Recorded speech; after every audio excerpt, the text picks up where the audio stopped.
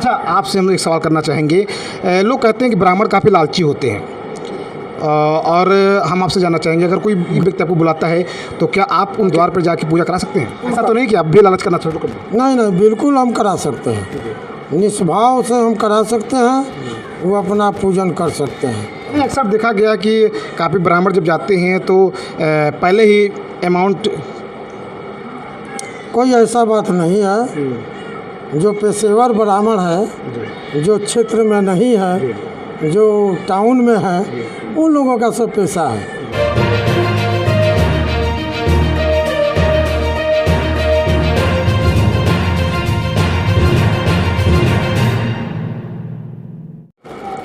नमस्कार, मैं तिन तिवारी और आप देखना शुरू कर चुके हैं न्यूज़ टीवी सिवान। आपको बता दें कि आज न्यूज़ टीवी सिवान चैनल की जो टीम है पहुंची हुई है सिवान जिले के भगवानपुर हाट थाना क्षेत्र के गजियापुर में। आज अब जहां बैठे हुए हैं आप देख सकते हैं कि हमारे पीछे सिर्फ और सिर्फ आचार्यों की टोली है। यानी आज हम जहां आए हुए हैं एक ब्राह्मण परिवार के पास आए हुए हैं, और बता दें कि अभी सावन का महीना चला था और अब सावन का जो आखिरी दिन है, यानी आज लास्ट दिन है, और आज के दिन इस गजियापुर में रुद्रा अभिषेक हुआ। बता दें कि सावन का महीना जो है बहुत ही खास माना जाता है। इस दिन जो है भगवान भोलेनाथ यानी देवों के देव महादेव की पूजा होती है। हर जगह भक्त जो हैं बड़ी धूमधाम से पूजा करते हैं। यहाँ तक कि आपने देखा होगा कि लगातार जितने भी श्रद्धालु हैं, भोले बाबा के भक्त हैं, वो सभी पैदल 105 किलोमीटर बैजनाथ धाम जाते हैं और सुल्तानगंज से जल उठाते हैं और बाबा बैजनाथ धाम पहुंचकर उन्हें जलाभिषेक करते हैं। तो काफ़ी कड़ी मेहनत करते हैं और उसके बाद वहाँ जो भी भक्त पहुँचता है तो बाबा उन्हें मनवांछित फल देते हैं, जिसकी वजह से वहाँ हमेशा सावन के महीने में भीड़ लगी रहती है। लाखों करोड़ों भक्त वहाँ हमेशा जाते रहते हैं।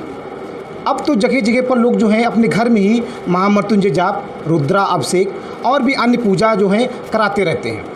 और आपको बता दें कि हमारे बीच कई आचार्यगण मौजूद हैं, उनसे हम कुछ बातचीत करेंगे, जानने का प्रयास करेंगे कि आखिर सावन का महीना जो है खास क्यों माना जाता है, और आखिर इस महीने में जो रुद्रा अभिषेक महामृत्युंजय जाप होता है इसका फल क्या होता है। तो आइए, कई सारे सवाल हैं और सभी सवालों के जवाब जानने के लिए हमारे बीच एक आचार्य जी मौजूद हैं, इनसे हम बातचीत करते हैं। सबसे पहले आचार्य जी, हमारे चैनल में आपका बहुत बहुत स्वागत है। नमः पार्वती, हर हर महादेव। हमारा नाम ऐसे प्रदीप कुमार मिश्रा हुआ। प्रेम से लोग हमको नन्हे बाबा के नाम से बुलाते हैं। सिवान जिले में महाराजगंज क्षेत्र में करसौत गांव में हमारा घर है। और आज इस गजियापुर गांव में अवध किशोर पांडे जी के घर में भगवान शिव का अभिषेक रुद्रार्चन हुआ। और शास्त्र के प्रमाण के अनुसार, जैसा कि सभी लोग जानते हैं कि सावन के महीने में बाबा कैलाश छोड़ के धरती पर आते हैं और केवल भक्तों का कल्याण करने के लिए। और प्रायः सभी लोग भगवान शिव की पूजा आराधना सावन के महीने में करते हैं। और आज अंतिम दिन, सावन के पूर्णिमा के दिन, हमारे गुरु जी के घर में आज रुद्राभिषेक का आयोजन किया गया। सभी शिष्यगण लोग आते हैं, ब्राह्मण देवता लोग आते हैं और भगवान का सेवा, पूजन, अर्चन, वंदन श्रद्धा भक्ति के साथ करते हैं। और एक बार शास्त्र के प्रमाण के अनुसार जो एक बार भगवान शिव का नाम लेने से शायद उतने पाप कटते हैं जितने पाप पूरे जीवन पर्यंत मनुष्य करता नहीं है जी। शिवनाम जो उचारे सब पाप दोष टारे। एक बार ओम नमः शिवाय बोलने से पूरे जन्म जन्मांतर के पाप कट जाते हैं। अच्छा आचार्य जी महोदय, ये हम जानने का प्रयास करेंगे, जो रुद्राभिषेक आज यहाँ हुआ, रुद्राभिषेक के पीछे का रहस्य क्या है, क्यों कराया जाता है? क्योंकि एक शास्त्र में आए प्रमाण की कलऊ देवो महेश्वर। कलयुग में भगवान शिव की पूजा ही एक ऐसी है जो सभी तरह से कल्याणकारी है। या फिर रुद्राभिषेक हुआ, महामृत्युंजय हुआ, या फिर भगवान भोलेनाथ के मंदिर में कोई रुद्रार्चना करे, अभिषेक करे, तो घर वाले से ज़्यादा तो फल मंदिर वाला देता है जी। मंदिर में करने से 1000 गुना फल ज़्यादा हो जाता है। और कोई तीर्थ स्थल पे करे या कोई मतलब अलग तीर्थ में, तो 1000 गुना फल देने वाला होता है। तो कलयुग में भगवान शिव की पूजा ही ऐसी है, कलऊ देवो महेश्वर। भगवान शिव की पूजा करने से सब तरह से कल्याण होते हैं।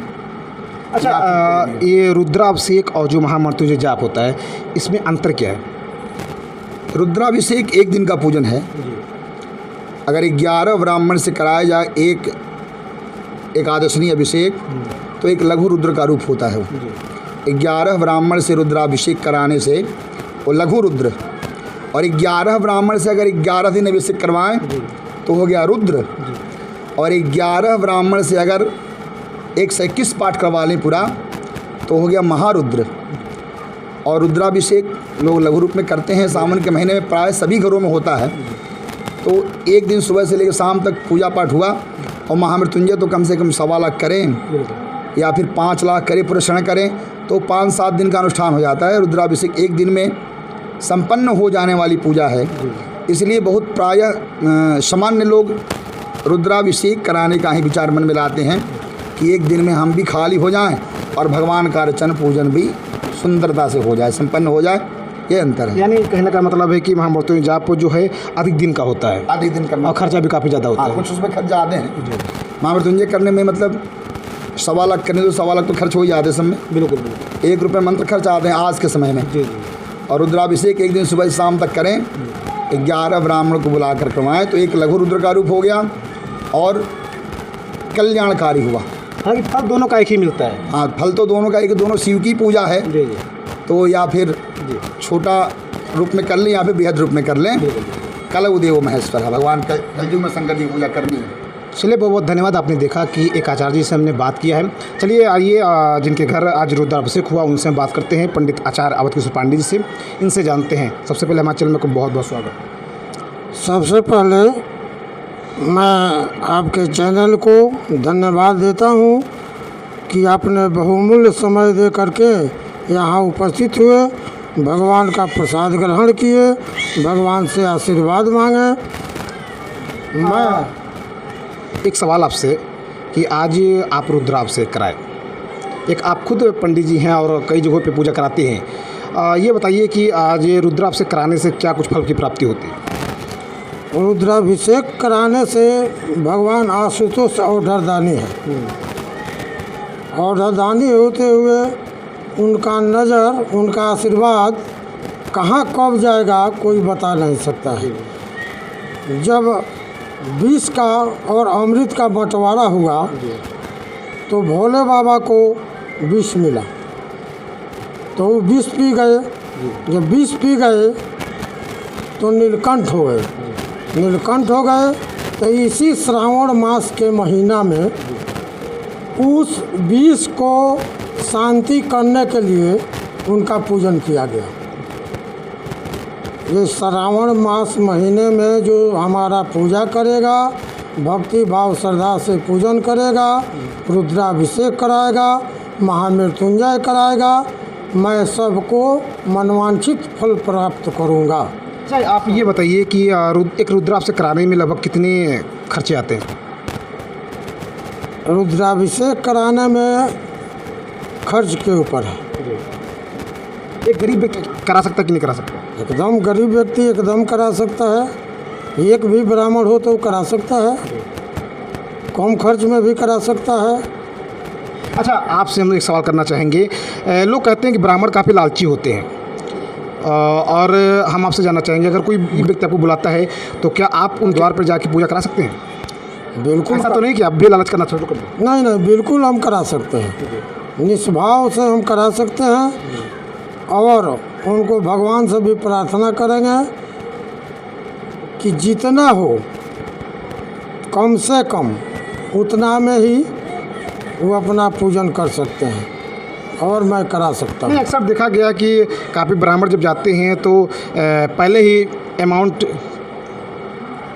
कोई ऐसा बात नहीं है। जो पेशेवर ब्राह्मण है, जो क्षेत्र में नहीं है, जो टाउन में है, उन लोगों का सब पैसा है। देहाती ब्राह्मणों के लिए ऐसा बात नहीं है। देहाती ब्राह्मण तो गरीब भी जजमान है और पैसा वाला भी जजमान है। तब क्षेत्रीय ब्राह्मण जो है, गरीब का भी जो है सो सहयोग करता है, उनका भी पूजा कराता है, और पूजा करा करके उनको भगवान से ही प्रार्थना करता है कि हे भगवान, उनको भी आप कल्याण कीजिए। चले, बहुत बहुत धन्यवाद। आपने देखा कि आज न्यू टीवी सिवान चैनल की टीम सिवान जिले के भगवानपुर हाट थाना क्षेत्र की गजियापुर से आपको ग्राउंड रिपोर्ट दिखाई। आप हमारे बीच बने रहिए। अगर चैनल पर नहीं तो जल्दी हमारे चैनल को सब्सक्राइब कर लीजिएगा, बेल आइकन घंटी को जरूर दबाइएगा, ताकि जब भी कोई ताज़ा खबर की अपडेट आए उसका नोटिफिकेशन इस तरह आपको मिलती रहे। तो बने रहिए हमारे साथ, देखते रहिए न्यूज़ टीवी सिवान से। संवाददाता नितिन तिवारी की रिपोर्ट।